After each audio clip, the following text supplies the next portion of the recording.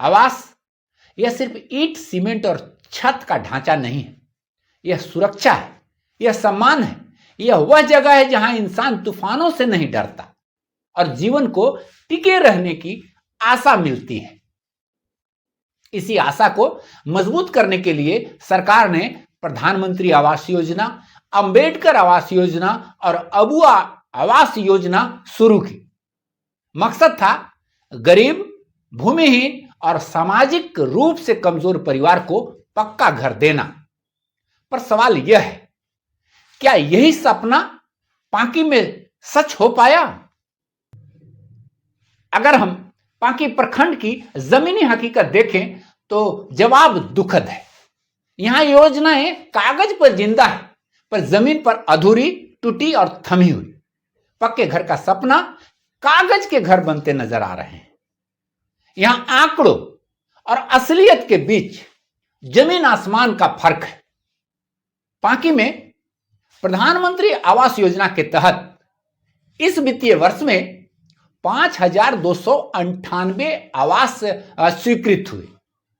सभी को प्रथम किस्त का भुगतान भी हुआ, लेकिन दूसरी किस्त मात्र 4,983 तक ही पहुंची। तीसरी किस्त तो सिर्फ और सिर्फ अभी तक मात्र 435 व्यक्ति तक ही पहुंच पाया है। और यदि हम बात करें मकान के पूर्ण होने की, तो यह केवल 86 यानी कि पूरे लक्ष्य का मात्र 1.6% मकान ही अभी तक पूर्ण हो पाया है। अबुआ आवास योजना में आंकड़ा और भी निराश करने वाला है।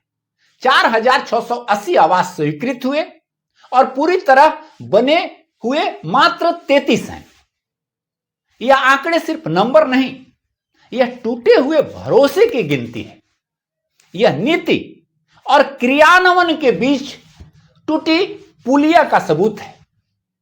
और फिर सवाल उठता है, पहली किस्त सबको मिली तो घर आधे में क्यों रुक गए? जवाब साफ है, दूसरी और तीसरी किस्तों में देरी हुई, मॉनिटरिंग का अभाव है, बढ़ती निर्माण सामग्री की लागत, लाभुकों का कर्ज में डूबना और पंचायत स्तर पर सही मार्गदर्शन की कमी है। गरीब ने पहली किस्त से नींव डाली, दीवारें उठाई, फिर किस्त रुक गई, काम रुक गया और उसका आशियाना सपने से हकीकत के बीच कहीं अटक गया। लेकिन कहानी यहीं खत्म नहीं होती। कहानी में अन्याय भी है, धांधली भी है और भ्रष्टाचार की परछाई भी है। पांकी में ऐसे कई मामले सामने आए हैं जहां एक ही परिवार को 2-2 आवास दिए गए और उसी गांव में कई ऐसी महिलाएं हैं आज भी जो फूस की झोपड़ी में रह रही हैं। कुछ से तो रुपए तक वसूले गए और जब गड़बड़ी सामने आई तो रिकवरी की कार्रवाई शुरू हुई, लेकिन सिर्फ गरीबों पर, न सत्यापन करने वालों पर, न फाइल पास करने वालों पर, न आवंटन तय करने वालों पर और न ही किसी पंचायत प्रतिनिधि पर। प्रश्न वही है, अगर गाड़ी गलत चली तो दोष सिर्फ ड्राइवर की नहीं, रास्ता दिखाने वालों का भी होता है। यहां एक और कटु सच्चाई है, जब सत्ता प्रतिनिधित्व से हटकर निजी प्रभाव में चली जाती है तब योजना का उद्देश्य मर जाता है और इसका सीधा असर पड़ता है उस गरीब पर जिसके नाम पर यह योजनाएं बनाई जाती हैं। अब सबसे बड़ा सवाल है कि आखिर इन सब मामलों की जिम्मेदारी कौन लेगा? कौन है जिम्मेदार? सरकार पैसे दे रही है पर घर क्यों नहीं बन रहे? क्या कारण है? प्रशासनिक ढीलापन, पंचायतों की उदासीनता, कर्मचारियों की जवाबदेही का अभाव या फिर सिस्टम की संवेदनहीनता?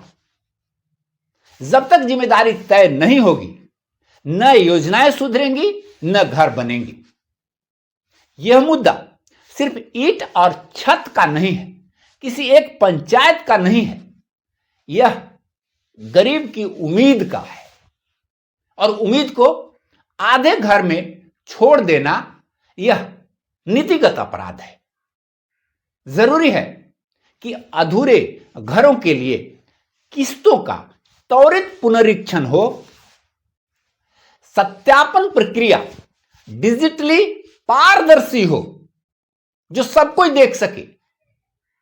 पंचायतों में सामाजिक ऑडिट अनिवार्य किया जाए और गलत लाभ पाने वाले और लाभ दिलाने वाले दोनों पर समान कार्रवाई हो, क्योंकि गरीब का घर सिर्फ संरचना नहीं, उसका जीवन है और जीवन को अधूरे छोड़ देना स्वीकार नहीं होना चाहिए।